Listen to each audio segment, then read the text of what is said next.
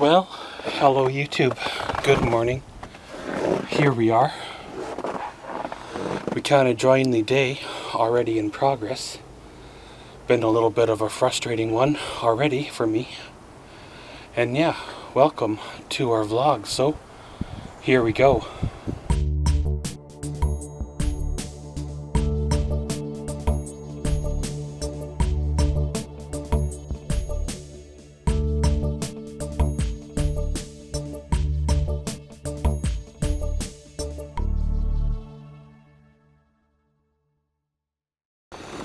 Well, of course, isn't it frustrating when, well, you're trying to edit up videos. You're depending on editing software that seems to have a mind of its own. I've gone through whatever it's been now, 4 or 5 versions of the same editing software, as well as I've tried to venture away in the past and buy the, the IT software that everybody else was using, that they claimed was all that. However, I've always ventured on back to my comfort zone, the software that I've always used and is temperamental and doesn't worth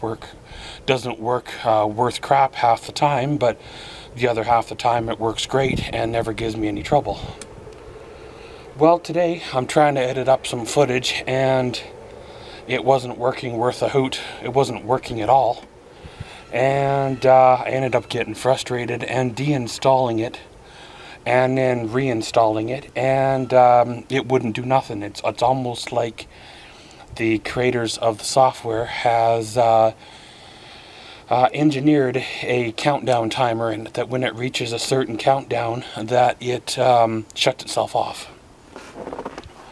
I've often wondered that in the past with cameras and such, because the cameras that I have set the date and time on, they all quit within a year or two. Well, I've currently got a camera that is about 5-6 years old that I've never set the date and time on, and it is still going.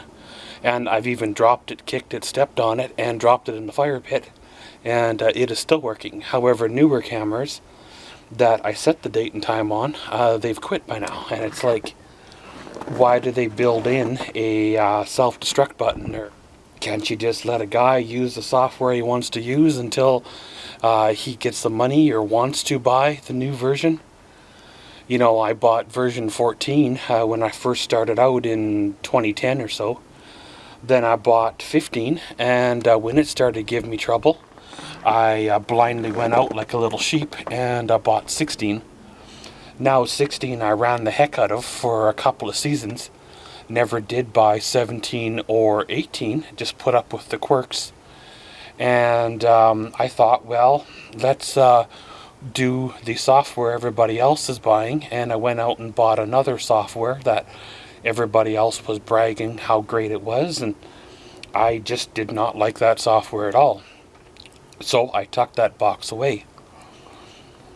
Well then, of course, I went out and bought 19, and I've used 19 for the past year. Well, 20 came out a couple months ago, and ever since 20 came out, 19 has been a royal pain in the butt. Freezing, shutting off, not rendering properly, just not working properly, and today, well, it quit working at all. So I thought, well, after I deinstalled it and installed it a couple of times and all that stuff, try to fix it, I decided to get rid of it completely. Dig out the box of the editing software that I bought that was supposed to be all that, install it on the computer, and I spent like the better part of the morning trying to figure out how to half use it, which is not even close to what I need to know how to edit my videos properly on. Finally got some kind of form of a mashed together video, and it edits, or it renders about 10 minutes into the 40-minute clip, and then all of a sudden it says Studio Platinum quit working, and press this button for update, and then automatically takes you to another screen where they want you to purchase the new software, not an update or a patch. They want you to purchase. So I'm like, well, if I gotta buy a new editing software, then I'm just going to go out there and buy the version of the software that I already know how to use, just the new version. So it's frustrating, you know, when they bait you in on a specific brand of software, don't allow you to upgrade, don't allow things to grow that need to grow, and then when they want you to buy their product, it's like they flip a switch or send out an update that shuts theirs off, and it's like, really? You know, I pay 140 or 160 bucks for your editing software, and then in 8 months to a year, you basically just shut it off on me? And it's like, you know, wow, right? So of course, you know, you kind of be like one of the sheep and just blindly follow the pack and go get another one, and around you go again. It seems to work that way with everything, you know. You got yourself the latest phone, but you can't put your own music on it. You got to buy music from their site at, you know, like $1.59 a song or $1.29 a song, and God help you if you try to share that music with somebody else, because, you know, they got to pay another $1.59 for their own music too, and you can't put your own music on from your own CDs because, oh no, that's not right, you know, and all, but whatever, right? It's just the way the world works, right? The rich get richer, and those that are in the middle keep having to pay out more until eventually something breaks where they end up falling below that line and then getting all the help they ever could want, and then more. Of course, I just went out and blindly bought the new editing software. Gonna install that on my computer and carry on for another 8 months until it starts acting up, and then go on out and buy the new one again.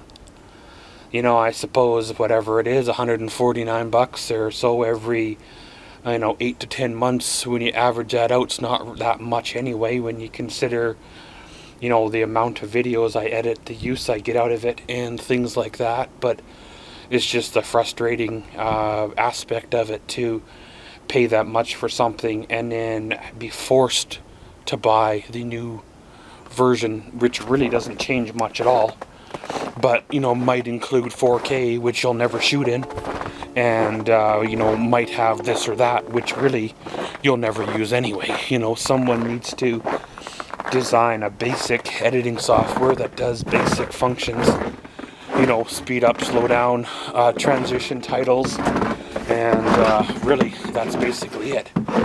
But instead they gotta have green screen, picture-in-picture, all that fancy chroma keying and all that other Hollywood effect stuff, really for just some low budget, non-existent YouTube presence, you know.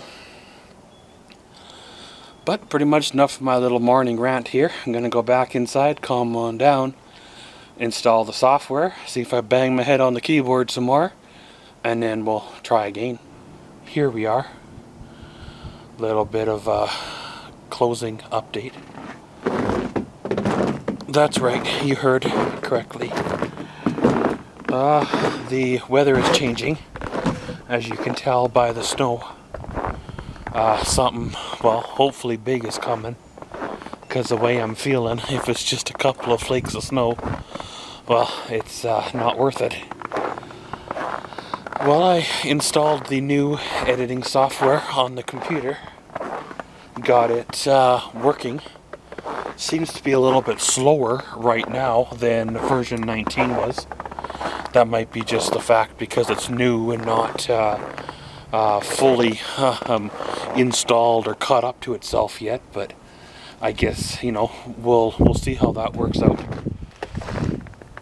And currently I'm editing up the Saskatoon road footage, combining all the pieces together and all that good stuff to make a video.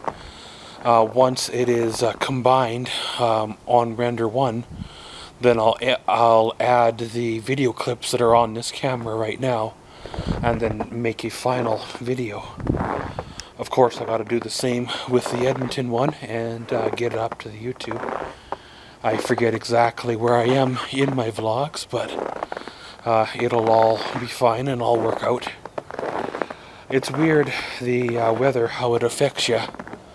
It's got me so messed up right now I can hardly think, function, kind of even talk, you know, and even more than normal, and you try surviving, try doing what needs to be done, and really you pretty much just should shut her on down and crash and try to recover. I'm not 100% sure if or when it'll get better or when it'll stop, but it seems to be getting kind of progressively worse. I know it's winter time, I know it's cold, and there's other factors at play, but at the same time, hopefully the summer is not like this, because, well, you know how it is, right? You got high hopes for the summer, want to get some things going and rolling, but that may or may not be, well, what is supposed to happen. So, anybody have any idea what to do with obsolete editing software? Do I run them through the fire pit? Do I give them away to underprivileged children so they can edit up their Pokemon videos? You know, nobody really is buying something like that in terms of giving them away. If they're not working properly, then I really can't, in all good conscience, give them to anybody else. But, you know, it's kind of a shame to throw away that kind of money that I spent on that software over the last few years. But pretty much, guys, a little bit of a shorter, routine type of vlog, but it'll be kind of what it is for today. It was kind of one of them spur of the moment things where I thought I would share and get it out there before I forgot, and well, around we roll. But like I said, gonna shut her down here, little bit of an off day, and around we go. And as always, thanks for watching Maxwell's Vlogs. Comment, subscribe, and enjoy.